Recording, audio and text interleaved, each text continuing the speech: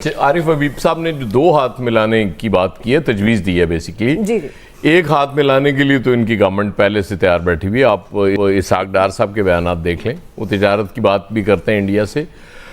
दूसरी जो तजवीज़ है, दूसरा जो हाथ वो मिलाने के लिए उन्होंने तजवीज़ दी है, उसके लिए उन्हें यकीनन दोस्तों की इजाज़त मुशावरत दरकार होगी। वो ज़ाहिर है वो उसका फौरी जवाब दे भी नहीं सकते थे और उन्होंने दिया भी नहीं।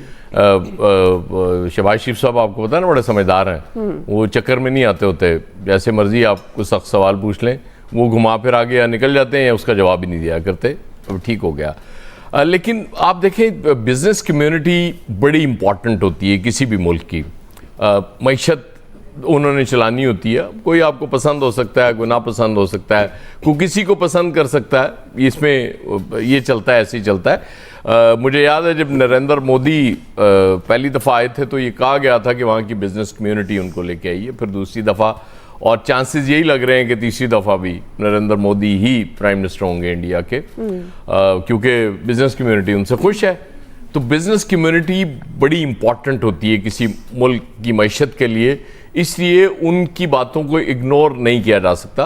और कोई आरिफ हबीब ने कोई ऐसी बात नहीं की कि जो मतलब को लोग कहें कि यार ये कहाँ से भाई आइडिया आ गया, ये क्या बात कर दी।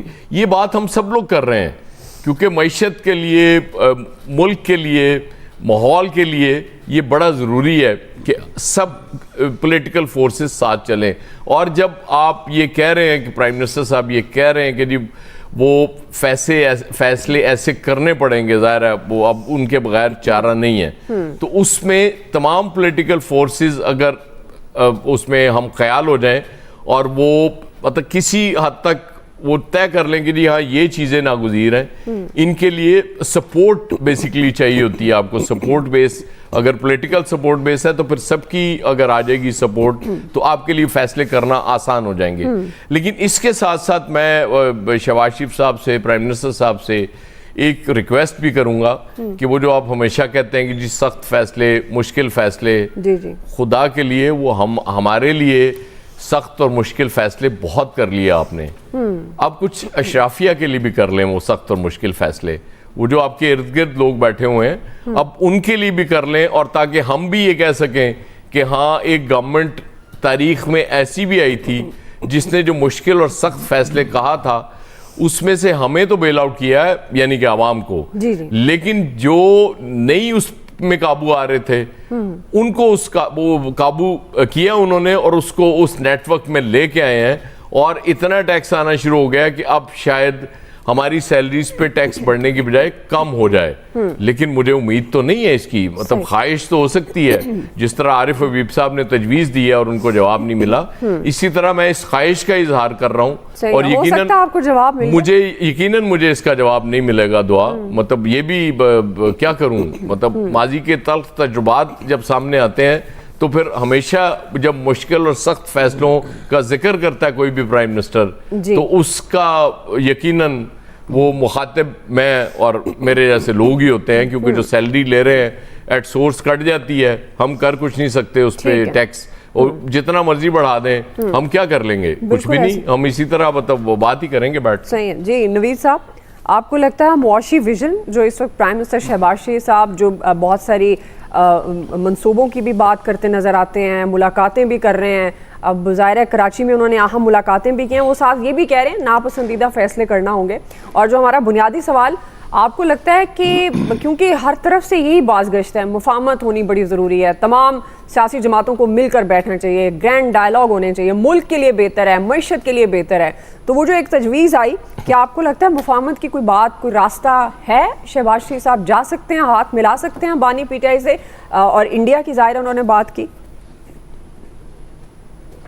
दुआ अगर मिलाना होता तो मेरे ख्याल में अब तक मिला चुके होते।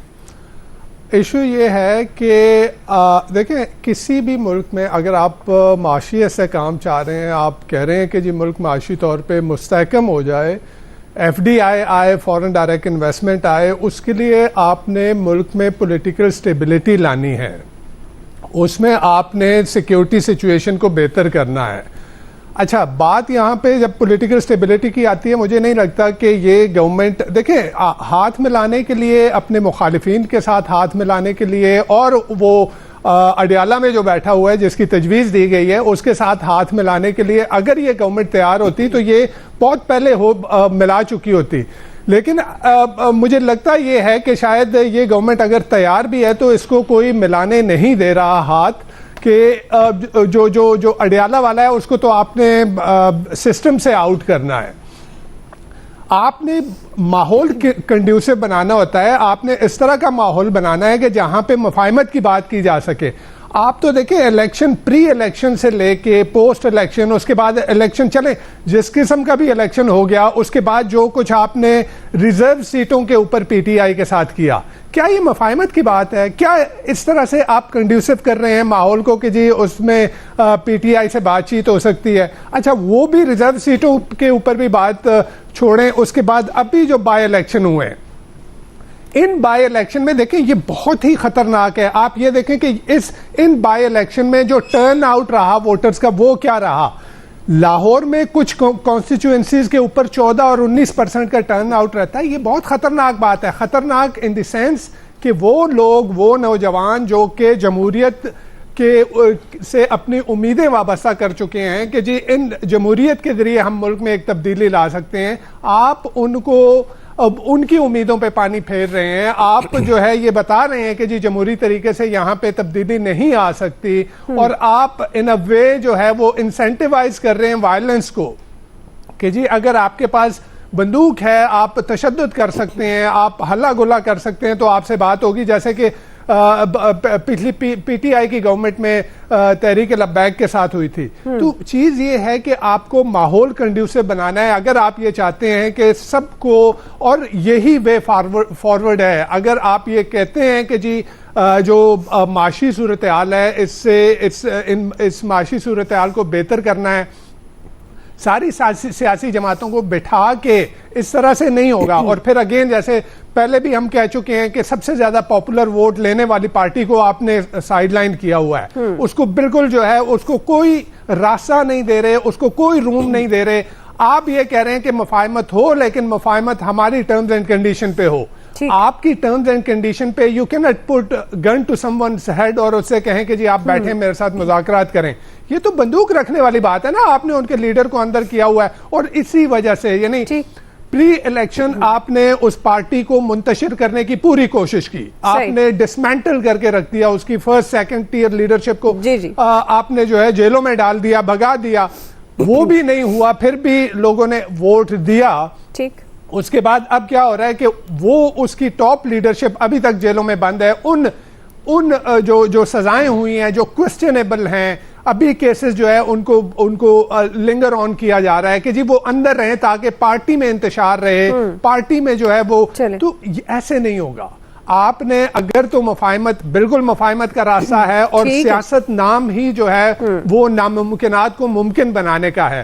तो सियासत में कोई चीज नामुमकिन नहीं होती, लेकिन आपने